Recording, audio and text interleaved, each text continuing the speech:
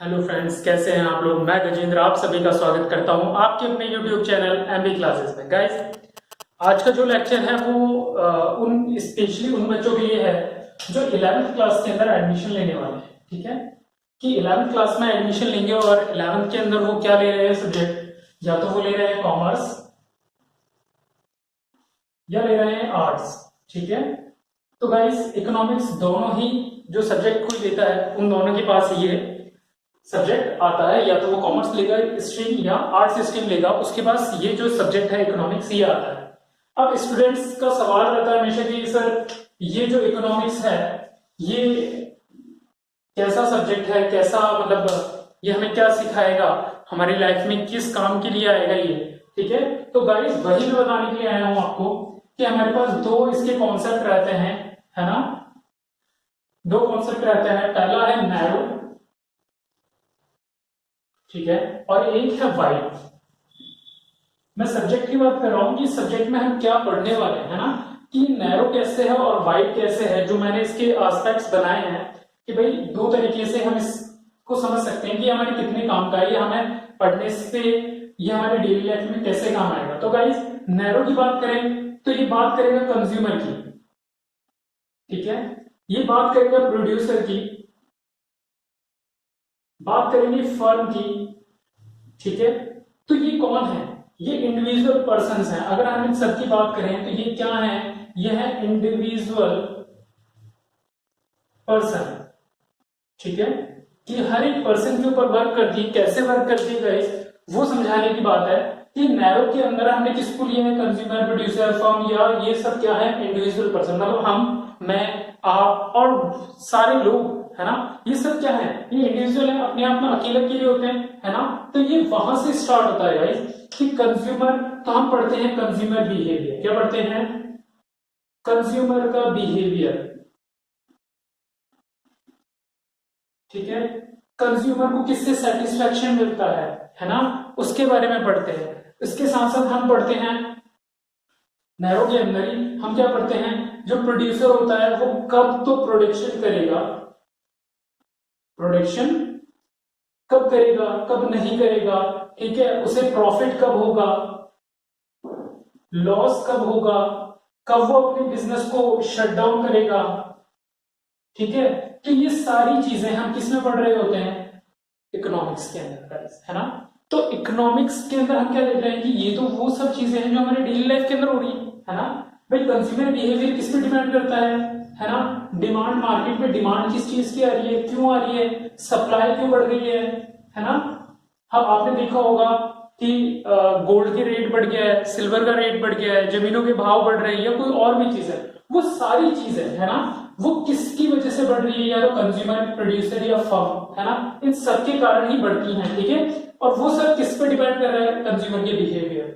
तो पूरी जो इकोनॉमिक्स है, अगर हम बात करें नैरो पे, तो वो किस पे डिपेंड कर रही है, कंज्यूमर के ऊपर डिपेंड करती है। या हम बात कर सकते हैं price, price of a commodity. Commodity का मतलब होता है गाइस जो भी गुड्स, सर्विसेज जो भी है जिन्हें हम कंजप्शन कर रहे हैं या हम इस्तेमाल कर रहे हैं, कपड़े हो गए, चेयर हो गई, टेबल हो गई, ये बोर्ड हो गया, हमारा पैन हो गया, तो ये सारी चीजें क्या है, ये कमोडिटी होती है। ठीक है, उनकी जो प्राइस होती है वो फ्लक्चुएट करती है। ठीक है, किसी के पास ज्यादा पैसा होता है तो वो अच्छा फोन खरीद रहा है, किसी के पास कम पैसे होते हैं तो कोई कम रेंज का फोन खरीदता है। तो ये सारी चीजें हम किसमें पढ़ते हैं, इकोनॉमिक्स के अंदर, कि वो डिमांड क्यों कर रहा है, डिमांड की क्या कारण आ गई। और इसके साथ साथ है scarcity of resources, scarcity of resources,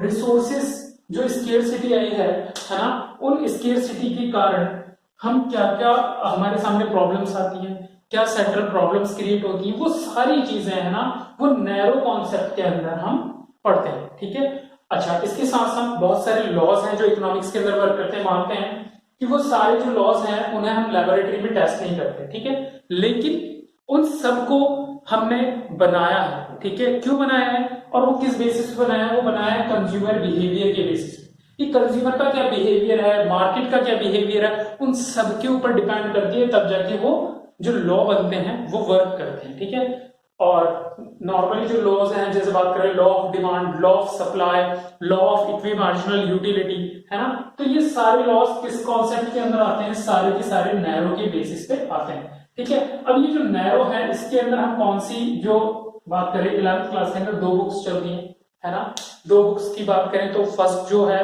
उसका नाम है माइक्रो इकोनॉमिक्स और जो सेकंड बुक है उसका नाम है स्टैटिस्टिक्स। ठीक है, तो जो स्टैटिस्टिक्स है ना, अगर उसकी बात करें, ठीक है, अगर स्टैटिस्टिक्स की बात करें, हम यहाँ लेते हैं थोड़ा सा, है ना, और इसको वापस समझेंगे। स्टैटिस्टिक्स की बात करें तो हम उसके अंदर देखते हैं कि भाई मोर्टेलिटी रेट क्या चल रहा है ना, मृत्यु दर, जन्म दर, है ना, और डेमोग्राफिक जो स्ट्रक्चर होता है, मींस कि कितनी पॉपुलेशन बढ़ी, किस रेट से बढ़ी। आपने देखा होगा पॉपुलेशन का पॉपुलेशन इंडेक्स, ठीक है, इसके साथ में हम पढ़ते हैं बहुत सारी ऐसी चीजें जो हमारी सोसाइटी से जुड़ी हुई होती है ना। अब इन सारी चीजों के लिए हमें क्या करना पड़ता है, हमें डेटा चाहिए होता है। क्या चाहिए होता है, डेटा। ठीक है, अब डेटा जो चाहिए होता है वो डेटा किस बिहाफ पे बन रहा है ना, इसके लिए 2 टाइप की बातें होती हैं, जैसे प्राइमरी सोर्सेज क्या होते हैं, सेकेंडरी सोर्सेज क्या होते हैं। ठीक है, और ये सारी जो रिपोर्ट है इन्हें कौन लॉन्च करता है, कौन परमिट करता है इनको, तो ये सारी चीजें किसमें आ रही है गाइस, ये नैरो कॉन्सेप्ट की हैं। और ये थोड़ा सा वाइड में चले जाते हैं अपन कि भाई थोड़ा सा अपन स्टेट की बात करें, अपने कंट्री की बात करें, तो ये उसके अंदर चला जाता है। ठीक है स्टूडेंट्स, और अब वाइड की थोड़ी सी और देख लेते हैं, वाइड में और क्या क्या देख सकते हैं हम। ठीक है, तो वाइड की बात करें तो वाइड के अंदर हम पढ़ते हैं नेशनल इनकम। सबसे इंपॉर्टेंट बात क्या है, हम पढ़ते हैं नेशनल इनकम को।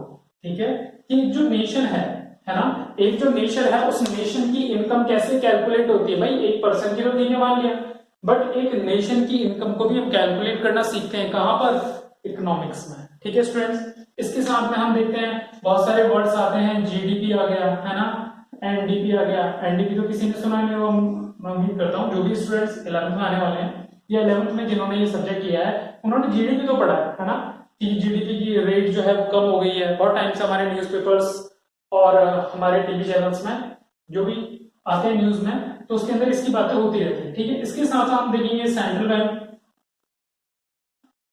ठीक है, आपने सबने नाम पढ़ा है आरबीआई। अब आरबीआई वर्क कैसे करता है, कैसे वो नोटों को छापने की परमिशन देता है, कैसे वो नोट हमारे यहाँ सर्कुलेट होते हैं, कैसे लोन जो है वो कैसे क्रिएट होते हैं, है ना, क्रिएट कैसे होते हैं। सबसे बड़ी बात ये है कि ये सारी चीजें हम किस में पढ़ रहे होते हैं, इकोनॉमिक्स में। गाइस हम किसी भी और सब्जेक्ट के अंदर ये सारी चीजें नहीं पढ़ सकते। ठीक है, हर सब्जेक्ट का कोई ना कोई एक फील्ड होता है, और इस सब्जेक्ट का क्या फील्ड है कि आप अपने आप से लेके, भाई कंज्यूमर, हम कंज्यूमर ही हैं, अपने आप से लेके पूरे नेशन तक को सबको कवर कर सकते हो। ठीक है, इसलिए मेरा मानना ये है कि बहुत अच्छा सब्जेक्ट है, और जो भी बच्चे कॉमर्स या आर्ट्स में ये सब्जेक्ट लेना चाह रहे हैं बिल्कुल लें, दिल खोल के लें। बहुत अच्छा सब्जेक्ट है, बहुत अच्छे से समझ में भी आता है।